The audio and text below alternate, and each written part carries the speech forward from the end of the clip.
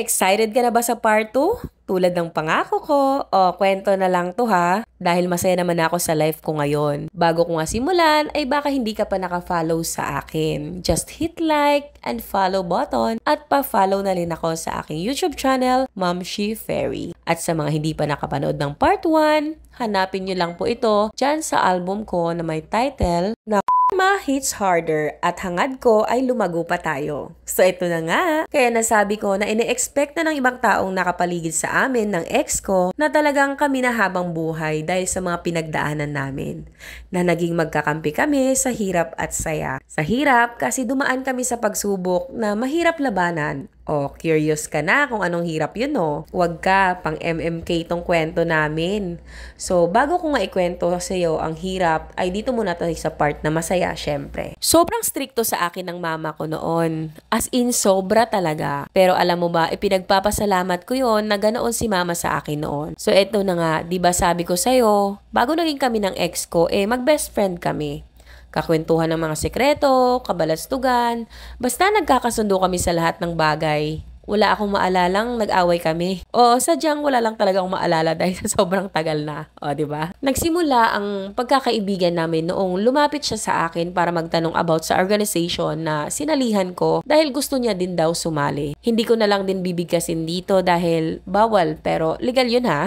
Tapos first day na lumapit siya sa akin, hinatid niya ako sa dorm ko o sa inuupahan ko. Dorm kasi ang tawag doon kasi part yon ng building ng school namin at puro babae lang ang umuupa doon. At may dorm din na para sa mga lalaki. And then, simula ng araw na yon, lagi na niya akong inaantay tuwing uwian. Hinahatid niya ako hanggang sinusundo niya na ako. In short, hatid sundo. Ganon. Hanggang nakapagpalagayan na kami ng loob at nag-open na kami ng mga problema namin. Palagi kaming namamasyal hanggang sa pumasok na siya sa organization at lagi na kaming magkasama. Alam ng mama ko ang friendship namin kaya one time noong nakausap niya ang ex ko ay sinabihan siya ni mama na huwag niya akong ligawan. Nabuo yung love namin sa isa't isa. Diba? Kaya ayun, niligawan niya ako. Tapos, nanliligaw siya sa akin. Kumakain na kami, nagde-date na kami sa labas, hanggang sa sinagot ko na siya, syempre. Kahit marami akong karibal sa kanya noon, dahil medyo may mukha nga siya. Oo, marami akong karibal. Dahil maraming may gusto sa kanya. Kasi, meron siyang mukha. Mukha lang ha. Hindi naman talaga ako kasi kagandahan noon. At napakaitim ko ba, dahil lagi ako nasa ilalim ng araw. Pero ewan ko ba kung bakit sa daming umaaligid sa kanya. Ako pa talaga, parang gusto ko tuloy itanong sa kanya ngayon. Char lang, joke lang. Siya din ang first na nagpa-experience sa akin na kumain sa mga fast foods, sa mga sikat na restaurants, sa Ramboy's dyan sa Kalibo Aklan at iba pa. Masaya ang relasyon namin noon, not until may nagsumbong kay mama na may boyfriend ako. At doon na nagsimula ang hirap naming napagdaan ng dalawa. Eto na. Graduating ako noon at meron kaming thesis. Hindi ako nakauwi ng 1 week kasi nga sobrang busy ko at sa bawat grupo ay meron lang dalawa. Tig-dalawa lang talaga kami. At ako lang talaga mag-isa ang gumagawa ng thesis namin ha. Ngayon, nagpasama na lang ako doon sa ex ko at nagpatulong na gumawa ng thesis. Ngayon, nasa computer shop na kami pero may laptop naman ako. Pero may nakalimutan daw itong ex ko sa bahay nila kaya kukunin namin. Nakamotor kami noon. Noong nakuha na namin, palabas na kami ng highway ay nakasalubong namin si mama. Sakay ang tricycle at gulat na gulat kami. Diba? Bakit andoon siya? Ganon. So pinatigil ko siya at bumaba ko kasi wala naman kaming ginagawang masama para matakot kami. Diba? Yun pala ay galit na si Mother Earth. At ayun, najombag ang ex ko. Diba? Pinagsasalo ko naman ng iba. Hanggang niyakap niya na ako at siya na sumalo ng mga kamao ni Mother Earth. Diba? Grabe. Natatawa na lang talaga ako pag naaalala ko. Tapos yung bag pa ni mama, hinampas sa amin. Abay, punong-puno ba naman ng barya? Tapos yung laptop na hawak ko, ibinato. Buti na lang talaga matibay. Ay di, syempre, nagkagulo na.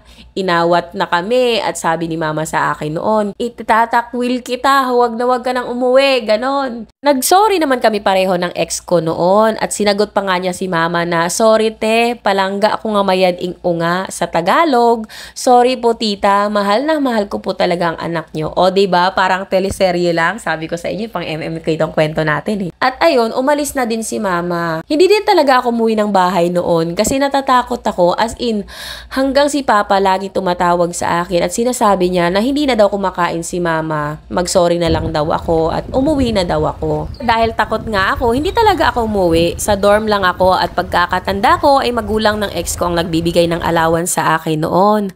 Hanggang sa ipinaguidance na kami ni mama, ipinatawag ang mga magulang na ex at syempre kaming dalawa.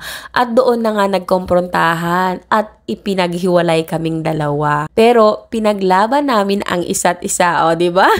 Wag ka, o, di ba? Sige, go, ipaglaban mo 'yan. Hindi pa din ako umuwi that time. Hanggang sa nagkasakit ako, nilagnat ako ng 4 na araw at hindi na ako makapasok ng school.